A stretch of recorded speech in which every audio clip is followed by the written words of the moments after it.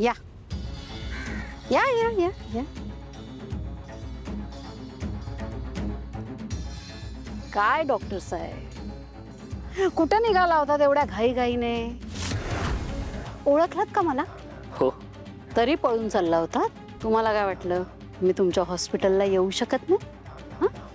हा पण एक आहे, हा इतक्या वर्षानंतरही तुम्ही मला ओळखलत हे बघून खूप बरं वाटलं. तुम्ही माझ्या चांगल्यात लक्षात आहात, पण मी सारं विसरलोय.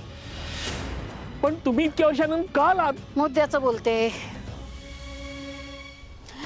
खूप वर्षांपूर्वी जिला वाचवण्यासाठी तुम्हाला पैसे मोजले होते ना मी, आता तिलाच संपवायचं आहे मला.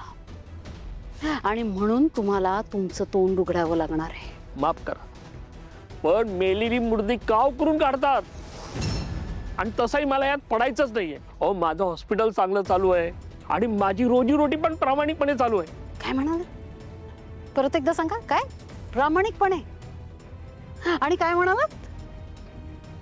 तुमचं हॉस्पिटल मी पैसे दिले तुम्हाला. मी माझ्या पैशातनं उभं आहे तुमचं हॉस्पिटल. ते पैसे तुमचे नव्हते. काय फरक पडतो? मिळवून तर मीच दिले होते ना. आणि आता मुकाट्याने मी जसं सांगीन तसं करायचं. आणि आता माझं ऐकलं नाही ना तर तुमचं हॉस्पिटल तर जाईलच, डॉक्टरी पण जाईल, किती बदनामी होईल आणि कदाचित जेलमध्ये पण जावं लागेल बरं का. अहो डॉक्टर, कशाला या वयात हे सगळं करताय? तेव्हा आता मुकाट्याने मी सांगेल ते ऐकायचं. काय?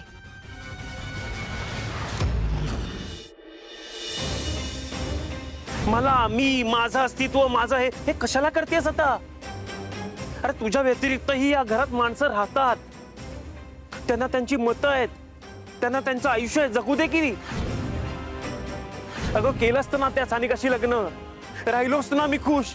पण नाही, तू त्या ऐश्वर्याला घेऊन आलीस माझ्या आयुष्यात. ऐश्वर्या आवडली तेव्हा तू तिला माझ्या आयुष्यात घेऊन आलीस.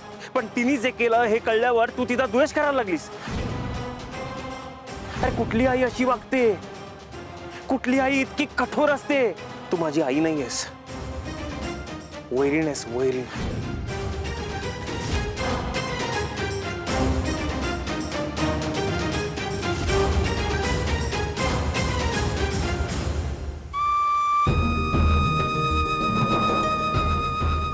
आई, बाबा खूप काळजीत आहेत. खूप त्रास होतोय का तुम्हाला? नाही होणार.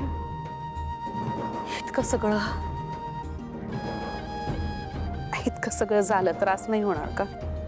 आतापर्यंत ना माझी शिस्त, माझे नियम, माझे तत्व यावर मी घर चालवलं. कधी कोणी आवाज वर करून माझ्याशी बोललं नाही या घरात. आणि आज आवाज वर करूनच नाही तर या भाषेत माझाच मुलगा माझ्याशी बोलतो, सगळ्यांसमोर असं बोलला. त्रास नाही होणार. एका आईसाठी ना यापेक्षा दुःखाची गोष्ट दुसरी कोणती असू शकते ग? मी समजू शकते आई, पण तुम्हाला माहिती आहे ना, नील भाऊजी तसे नाही आहेत. रागाच्या भरात बोलून गेले असतील ते. त्यांना तसं म्हणायचं नसेल. उलट आता त्यांनाच त्यांच्या बोलण्याचं वाईट वाटत असेल. गैरसमज करून घेतलाय त्यांनी माझ्याबद्दल. माझ्या वागण्याचा, बोलण्याचा चुकीचा अर्थ काढलाय त्यांनी. आई तसं नाही आहे. तुम्ही खूप जास्त विचार करताय.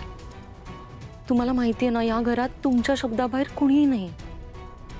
आमचं सगळ्यांचं खूप प्रेम आहे तुमच्यावर. आम्ही खूप आदर करतो तुमचा.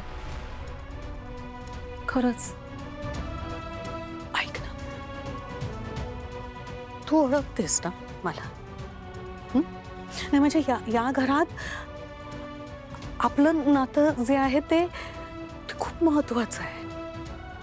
मी तुला समजून घेते तशी तू सुद्धा मला समजून घेतेस ना नेहमी. मग मला सांग ना, माझं कुठे चुकतंय? मी कधीच निर्णय घेताना स्वतःचा विचार केलेला नाहीये आजपर्यंत. मी फक्त तुमचा विचार करते, माझ्या कुटुंबाचा विचार करते, माझ्या मुलांचा विचार करते. आणि जे तुमच्यासाठी चांगलं आहे कितीही कठोर असलं तरी सुद्धा मी त्या पद्धतीनेच निर्णय घेते. तुम्हाला माहिती आहे ना, आतापर्यंत मला असं वाटत होतं तुम्ही कधीच माझ्या विरोधात जात नाही. मी जे काय सांगेन ते ऐकता निमूटपणे. मला वाटलं तुम्हाला माझं पटतंय की काय, पण आज मला काय वाटतंय माहितीये, मी हुकुमशाही गाजवते. तुम्ही सगळेजण तुमच्या इच्छेविरुद्ध मनाविरुद्ध जाऊन माझं ऐकताय का? हा, मी वाईट वागते का तुम्हा सगळ्यांशी? सांग ना, माझं काय चुकतंय अमृता? काय चुकतंय माझं? मी खूप काळजी घेते तुम्हा सगळ्यांची, तुमचा विचार करते, हे चुकतंय? नाही आई, तसं नाही आहे. या घरात त्यावेळी तुम्हाला जे योग्य वाटलं तसे निर्णय तुम्ही घेत आला. तुमच्या जागेवर दुसरं कोणी जबाबदार व्यक्ती असतं तरी त्यांनी पण तेच केलं असतं. आई, नका ना एवढं वाईट वाटून घेऊ प्लीज.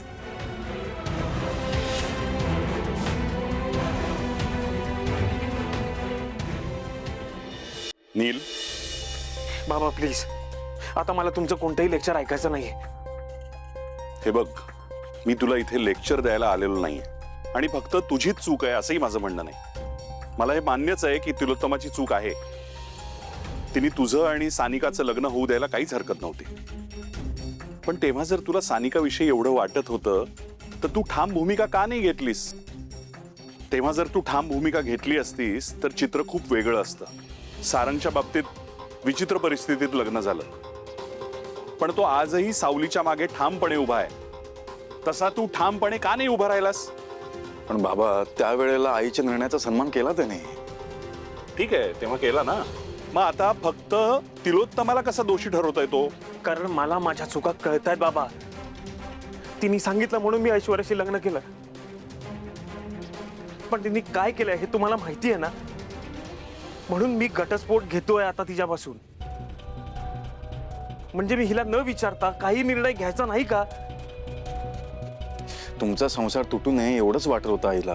अरे पण लंडनला सोडून ये हे तीच म्हणाली ना, तिचाच निर्णय होता हा. मग आता ती लंडनला असताना आमचा संसार होणार कसा सारंग? अरे नील, उलट तिलोत्तमा तर म्हणत होती की ऐश्वर्याला आपण एक शेवटची संधी देऊया. म्हणून तिने मला ऐश्वर्याला फोन सुद्धा करायला सांगितला होता. मी फोन केला पण ऐश्वर्याने उचलला नाही. आणि मग अचानक तिचा हा मेसेज आला, तेव्हा आम्हाला हे घटस्फोटाचं प्रकरण कळलं. कळलं ना, मग आता जे आहे ते ऍक्सेप्ट करा ना. नील, हे बघ, तुझं भलं व्हावं, तू आनंदी राहावास असं मला, आईला, आम्हाला सगळ्यांना वाटतंय. आता घटस्फोट हीच तुझी मर्जी असेल तर आम्हाला ते मान्य करावंच लागेल ना. ठीक आहे, मी बोलतो तिलोत्तमाशी. बाबा, जे हवंय ते करा, पण प्लीज मला आता एकटं सोडा. राहू दे त्याला एकटा, आपण नंतर बोलू. चला.